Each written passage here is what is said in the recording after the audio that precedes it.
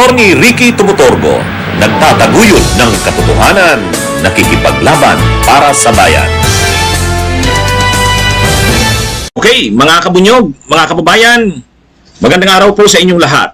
Panuorin natin ito mga kabunyog, itong video clip na to, kumakalat ito sa social media. Ano yan, mga kabunyog, nagkaroon ng mainit na sagutan sina TULFO at Pia Cayetano sa Senado. Ang pinagdidiskusyonan nila, kaugnay yata ito sa proposed sa panukalang batas. Mayroon yatang panukalang batas itong si TULFO tungkol sa mga seafarers.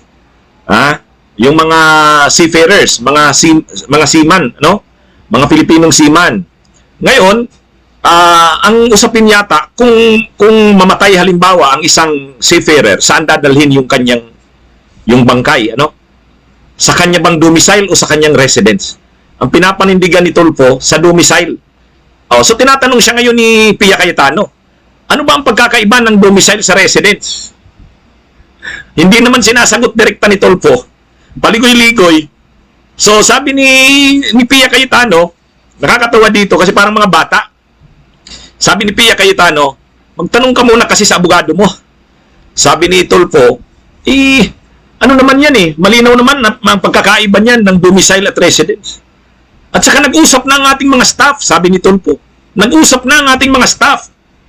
Kumbaga para kay TULFO, napag-usapan na yung issue na yan, kung domicile ba o residence. Yung kanyang staff daw at yung staff ni Pia Cayetano, nag-usap na daw. So hindi na dapat inuungkat ni Pia Cayetano sa floor, sa deliberation sa floor. Kaya sabi ni TULFO, hindi mo na dapat inuungkat, nag-usap na yung ating mga staff. Sabi naman ni Pia Cayetano, hindi naman mga staff natin ang magdidesisyon yan, tayo. At dito natin didesisyonan yan sa deliberation sa floor. Tama naman si Pia Cayetano. Pero, nakakalungkot, parang mga bata itong nagsasagutan na ito. Mga kabunyog. Anyway, panuorin nyo para ma-entertain kayo. Ito. Contract, doon po sinusulat niya kung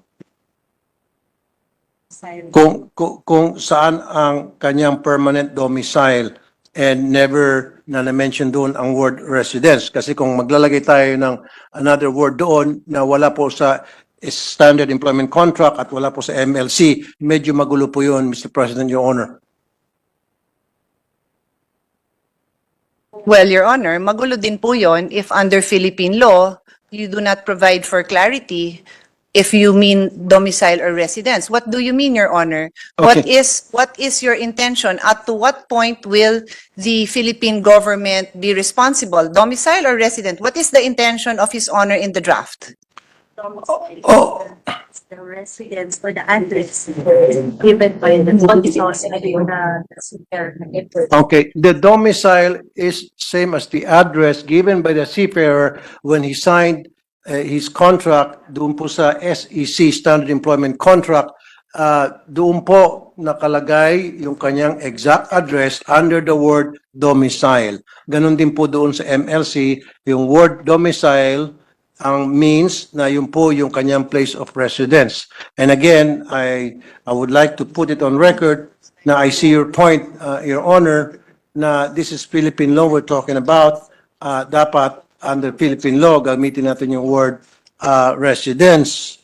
However, since wala naman po yung word residence, maging sa standard employment contract na pinirmahan ng ating seafarer and maging sa MLC, baka magkaroon ng konting confusion doon because two different, doon sa dalawa, domicile always been mentioned and never na-mention yung word na residence. Mr. President, Your Honor.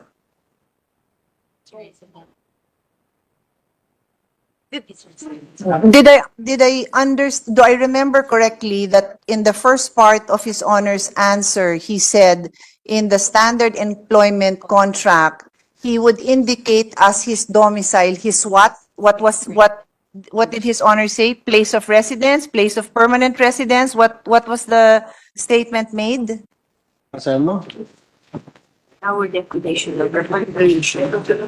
Hindi sa plan, sabi niya kasi sa SEC.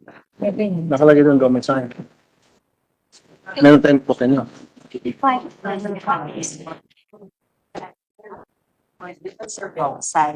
place of domicile. Saan doon sa SEC to? Okay. Your Honor, sa kanyang standard employment contract, again,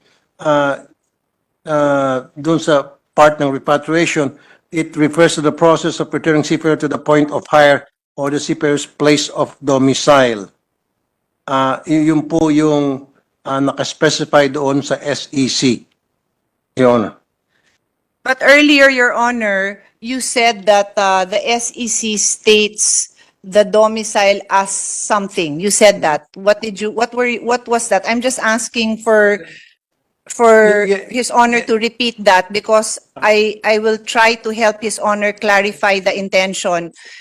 If he just repeats, what did you say, permanent residence or current residence? The place of domicile is the address written by the seafarer as his place of residence.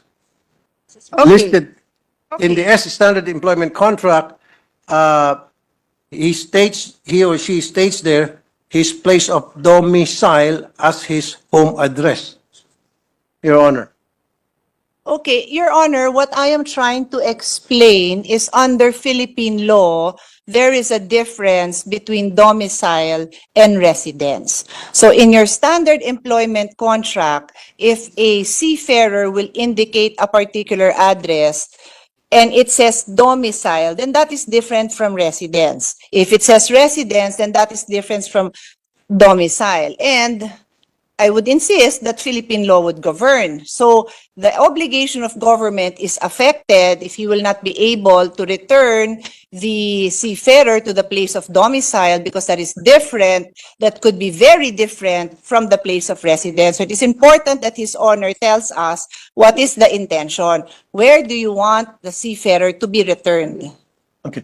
I thought, Your Honor, my team already talked to your team and they already agreed on that matter. Your Honor, it is the sponsor and I who will agree. No, So, yeah, I understand, Your Honor, but for the sake of brevity or for the sake of na para mapaiksi tayo and Pero kailangan ho nagkakaintindihan yes, tayong dalawa. magkakaintindihan tayo, Your Honor. Na magkakaintindihan tayong dalawa, Your Honor. Bakit natin pinag-aawayan yung domicile and Ito natin pinag-aawayan, place of liwanag residence? ko lang po ang use of terms natin because they have significance, Your Honor. What's the significance? What is the significance, Your Honor? What's the significance of domicile and place of residence? What's so Your important? Honor, your lawyer should be the one informing you what is the difference of domicile and residence. I've already been pointing out that there is a difference. If your team cannot But Your Honor, like I said, under the MLC convention provision, domicile refers to the home address, and in the SEC, it's the same when the seafarer filled out his SEC form, place of domicile there refers to his address.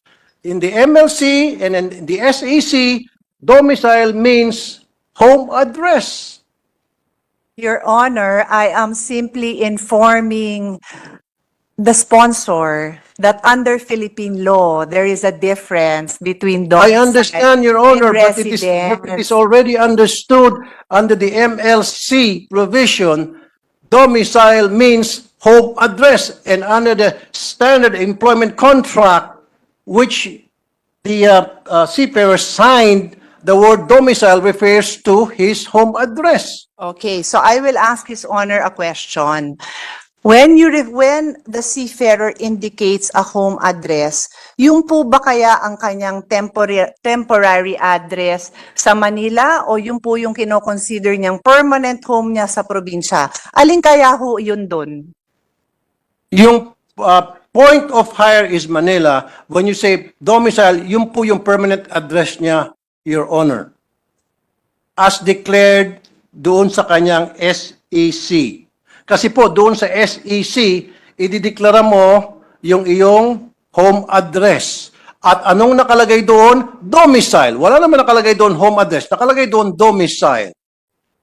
Your Honor, I am just putting on record that there are legal differences. Huwag ko kayo magagalit. Kasi No, I'm not mad. May legal I'm not differences mad, Your Honor. yun. But- Ayoko kung malito ang gobyerno at ang ating Well, yung pong mga gobyerno po hindi seafarers. malilito, I'm sure. Sir, I there are guarantee you, the legal government differences. So if has we do not suspended. clarify, Hindi naman natin pwedeng baguhin lahat dahil lang sa kagustuhan mo para mas Session suspended. Sinuspend yung session. Sinuspend yung session. Ako sa tingin ko, itong mga ginagawang ito nila Cayetano, yung magkapatid na yan, alam nyo, ano yan eh, may laro yan si Pia saka si Alan Peter Cayetano. Alam nilang si TULFO ay contender sa 2028. Pwedeng vice president, pwedeng president. Kaya sinisiraan na dito, ini-expose na nila to. Kaya lang, talaga namang nai-expose si TULFO na mahina talaga. Ang mga argumento ni TULFO, hindi naman natin pwedeng baguhin yan dahil lang kagustuhan mo. Ito, mayroon pa yan sinabi sa simula na nagkasundo na ang ating mga staff. Bakit ini-insist mo pa yan? Ito yung sabi. trying to explain is under Philippine law, there is a difference between domicile and residence. So in your standard employment contract, if a seafarer will indicate a particular address and it says domicile, then that is different from residence. If it says residence, then that is different from domicile. And I would insist that Philippine law would govern. So the obligation of government is affected if you will not be able to return the seafarer to the place of domicile because that is different, that could be very different from the place of residence. So it is important that His Honor tells us what is the intention. Where do you want the seafarer to be returned? Okay. I thought, Yan. Ito. Sabi niya, I thought nagkasundo na yung mga staff natin.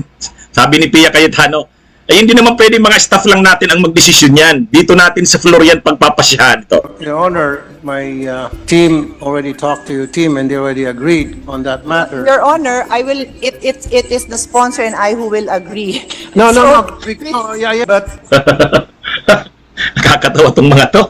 Anyway, mga kabudyog, panuorin nyo na lang ulit, i-review nyo, makikita nyo, parang mga bata. Anyway, sige mga kabunyog, mga kababayan, mabuhay po tayo. Ito po si Atty. Enzo Recto. Napapanood rin tayo sa Atty. Ricky Tumutorgo, kapwa sa Facebook at sa YouTube. Meron din sa Bunyog Pagkakay sa public page. Mabuhay po tayo. Itaguyod ang katotohanan. Ipaglaban ang nag-iisa nating mahal na inang bayan. Bunyog, halikan na kasama ka. Bunyog, kapag buklod ay may pag-asa. Luzon, Visayas, Mindanao, isang pananaw. Sa bagong Pilipinas ang bunyog isisigaw. Bunyog.